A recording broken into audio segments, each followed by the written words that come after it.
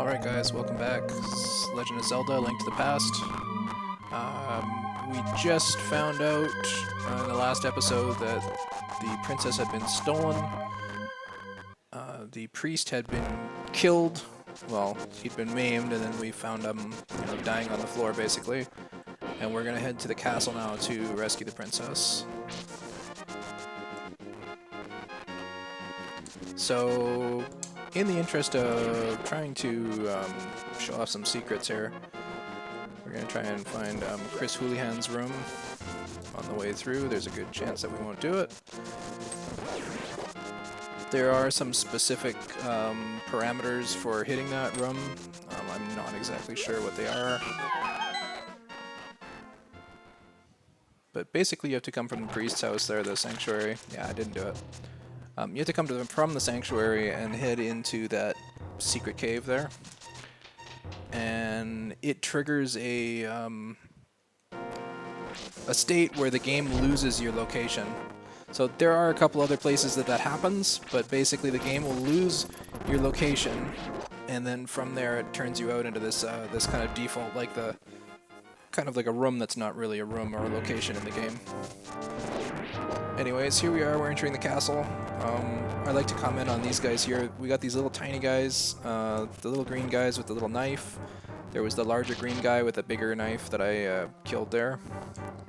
And then we have the blue guard that's going to be in the next room here. The first guy is really easy to kill, they don't even walk towards you. The second guy is pretty easy. This guy's a little harder, he's got 3 hit points, so they're getting a little bit tougher. And then you hit these the red ones out here. And these red guys have, I think it's like 4 hit points or 8 hit points or something. You have to hit them multiple times, basically. 5 hit points, I guess. Basically, the sword that we're using now is level 2, so it does 2 damage. The first sword is just level 1, does 1 damage. And then in here, this is the first time we encounter these guys. There's these orange dudes here, and they're nasty. Oh, I wish I had the...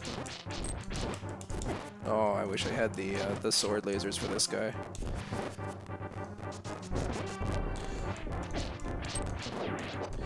Getting slaughtered.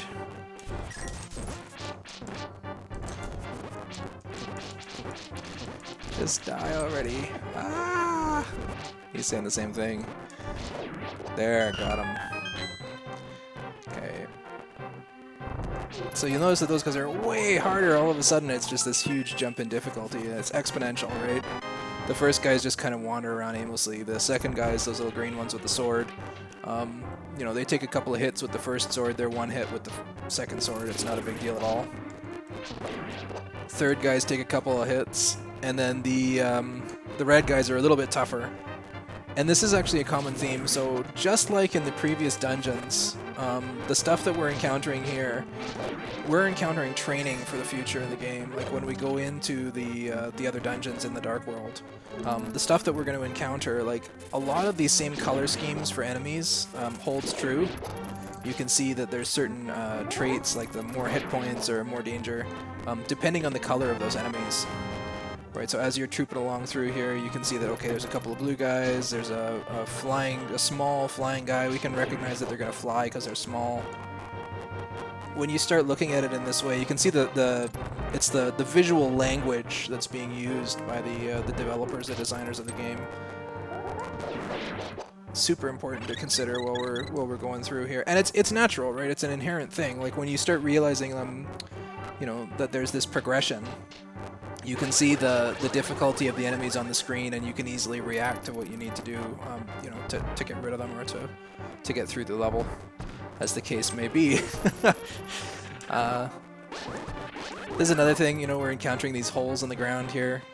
Basically, the previous levels, it's been, there's been a hole here and there where you can fall in, and it brings you down to the previous level. There's no loss of life or anything. In the current level here, when we encounter those holes, they're a little bit more serious. It actually takes you a few minutes to get back, or a few seconds to get back, rather, and it takes some damage. Okay, so here we are, heading up to the second floor here, or our third floor. We do have the map from back when we saved the princess here, so let's have... Oh, we're on the 5th floor. Wow, that's just a tower. Okay, so this guy here, gotta knock him out so the door opens. Sneak up behind him if I can. There you go. Door opens, and we have a telepathic block here. Listen well, Link. Even with the Master Sword, you cannot inflict physical harm on the wizard. So, this guy not only knows about the Master Sword, but he also knows about the wizard. You must find a way to return his own evil magic power to him. So, we're gonna get to that eventually. Oh. There's another scenario I have to kill these two guys. I don't want to trigger both of them at once.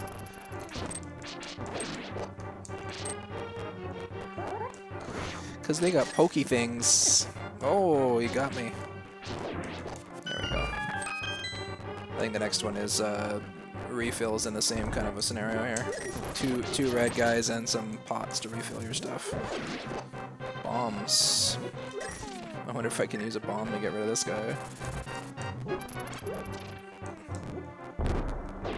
Oh wow, 1 hit! Look at that!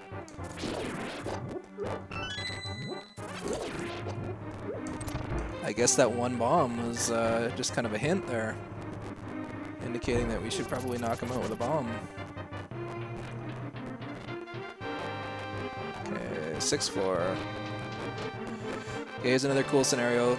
It's training again. There's a scenario later on where we have to know that we can push those to get through, and in that particular room there, it's like, okay, what else are you gonna do except for push against those things? Maybe in desperation, you'll push the statue. See if we can get some health from this guy. Nope, no dice. All right, here we go. Okay, so I'm gonna sneak around the left-hand side here and try and get behind this guy. Oh. Aha, Link! I've been waiting for you. Hee hee hee. I was hoping I could make Zelda vanish in front of your eyes. Behold, the last moments of Princess Zelda. So this guy's actually a magician. He's doing a disappearing act. He doesn't have many audience members, unfortunately. His banter could use some work. And there she goes, she's gone. Ho ho ho, with this, the seal of the 7 wise men is at last broken. It is now only a matter of time before evil power covers this land. After all, the legendary hero cannot defeat us, the tribe of evil, when we are armed with the power of gold. Ho ho ho, now I must go. I think he's a Santa Claus fan. Okay, so I'm going to switch over to my magical power reversal tool. Oh, so, you mean to say you'd like to be totally destroyed? Well, I can make your wish come true.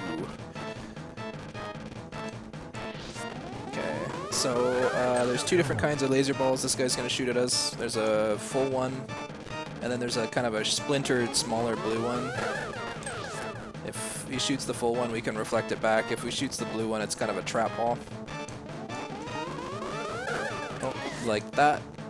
I like to point out in this level, these particular parallelograms up at the top here, they really add so much. If you look at this level, like, you can see that there's all these pillars going on.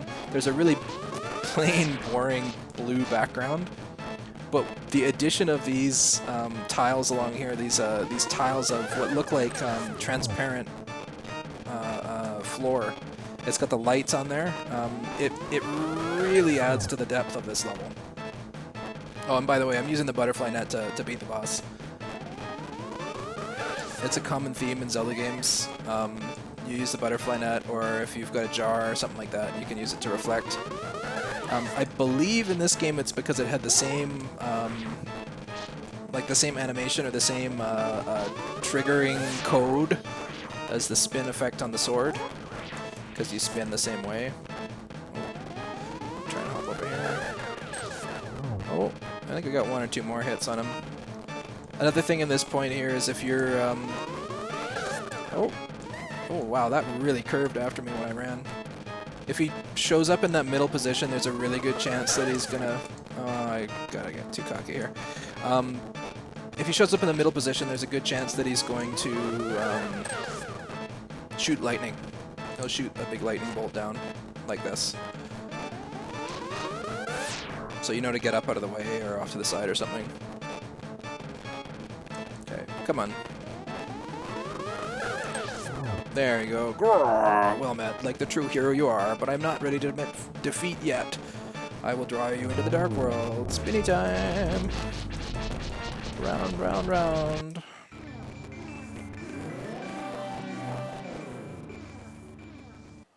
Alright. Link, it is I, Sahasrara. I am communicating to you across the void.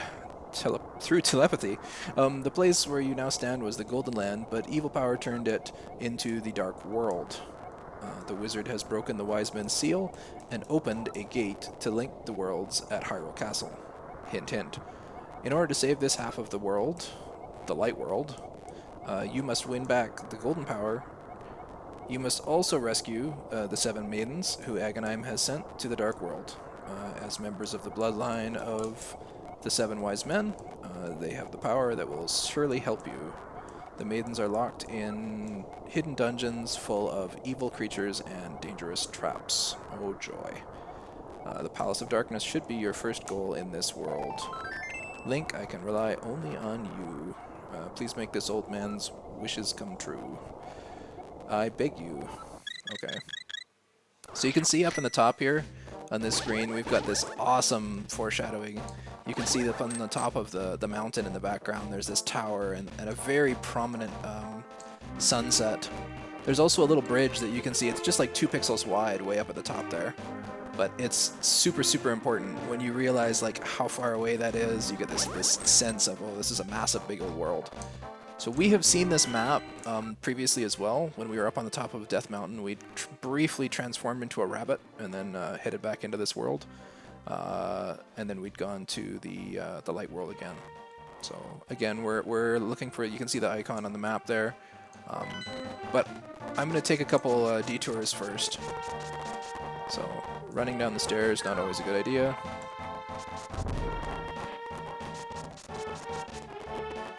So we're going to hop over here and grab a piece of heart.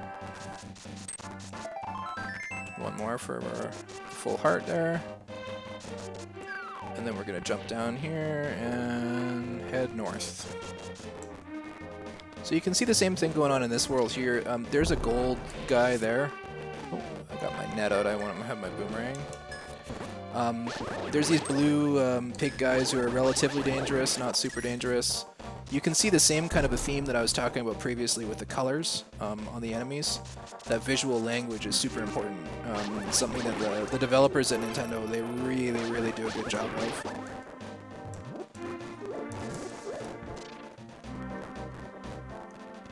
Here's a green one, and it's kind of deceptive because he's kind of green and orange at the same time, that guy.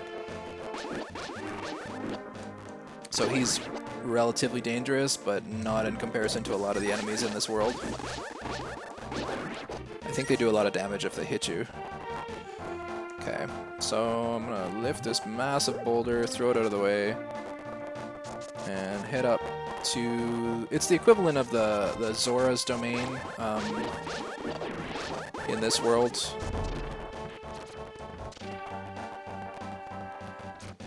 Oh, I ran into that rock. Oh, my shield blocked it that time. That was good. Speaking of which, I do have a 2nd level shield that I forgot to get previously. I'll throw this rock into the pond. And we're going to see the catfish. Out he jumps. And he says, "Was it you who disturbed my peaceful nap? I will give you this if you go away." He gives us the Quake Medallion. So this one's pretty powerful. It will turn a lot of enemies into like these weird kind of paper bag looking things. We'll test it out here just for the heck of it. See if we can get some paper bag monsters. And those crabs are candidates. Yeah, see, those guys turn into little paper bags. Or something, I don't know what the heck that is.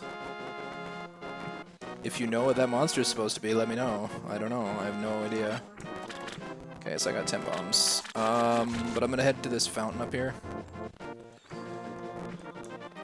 If I can get in the waterfall. There we go. And I'm going to throw in my shield. There it is. Brum, brum, brum, brum, brum. There we go. So she'll give me the second level shield, the round shield. Lets me block fireballs, which is super important in the Dark World. Could have done that before. It's been a while since I played this, I totally forgot. Okay, so now the next part is I'm going to wander over to... back to the Death Mountain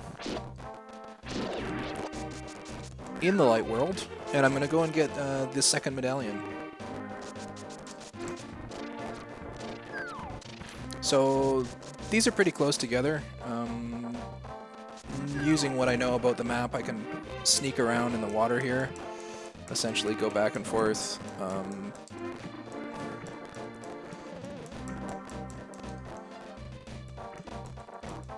There is a way I can hop down into another region there. Probably could have done that the other way, but I'll warp here. Ooh, there's a red guard. Used to be a blue guard there. And they both see me right away. What the? There's a guy dressed in green jumping out of a magic portal. That doesn't happen every day. There's the old graveyard up there. Keep running. Let's see, what do I want? I'll grab the boomerang for now. Good old standby. It really makes me wonder why they chose a boomerang. You know, there could have been so many other weapons that they selected for that role. Like, did somebody have a fascination with Australia, maybe? I don't know.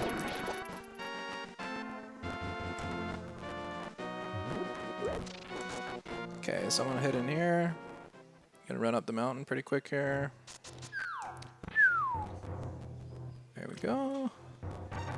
No old man to slow us down this time, nice. Run right through.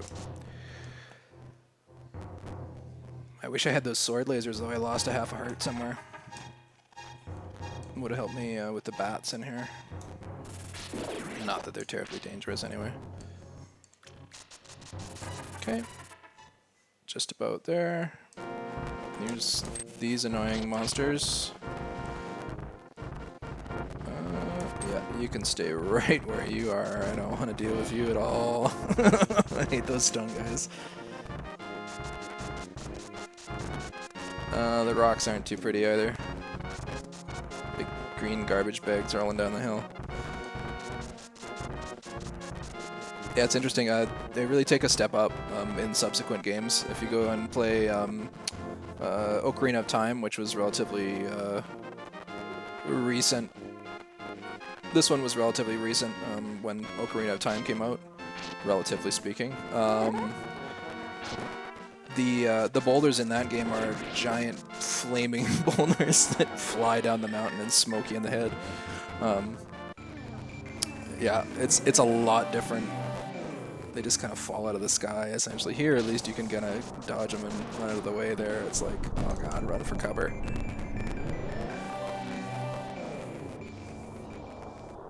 Okay, so here we are, top of the mountain. I'm gonna pop up here. And I'm gonna take up my magic book.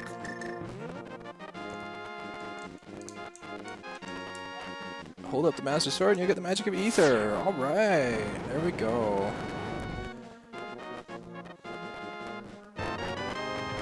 So there it is, Ether Medallion. That will freeze enemies as opposed to turning them into little paper bags.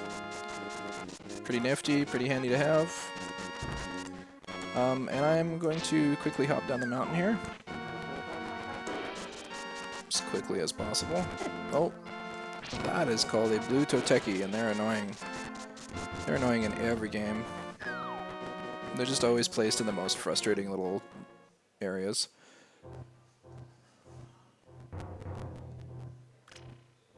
Their mobility, I think, is what makes them the most frustrating. Like the bats you can kind of anticipate. The rats are annoying, but again, they're not a big threat. Those Toteki guys, they're super annoying because they just kind of like float around. They leap and you can't really tell exactly how far they're going to land from where they started. Oh, there's some health. I want to grab that on my way. Alright, so the next stop here is going to be exactly where I went into the Dark World in the first place, which is going to be the castle. Probably could have gone down back that way, it would have been a little quicker. But I can head this way too.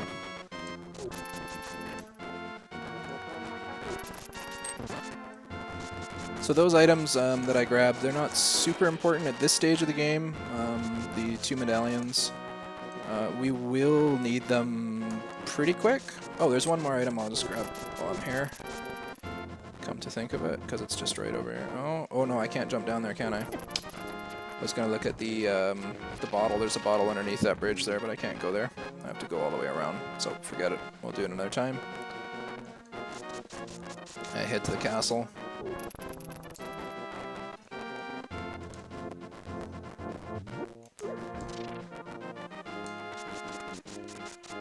And we're going to head into the portal. What portal? That portal. So here we are back in the Dark World again. I'm going to call the video here. We're going to head our way in the next session over to the Eastern Palace. I'm going to talk to a monkey about a door and go and get our loot that we left in the Light World previously. Okay, hope you guys are enjoying the series. Thanks for watching. I will see you next time.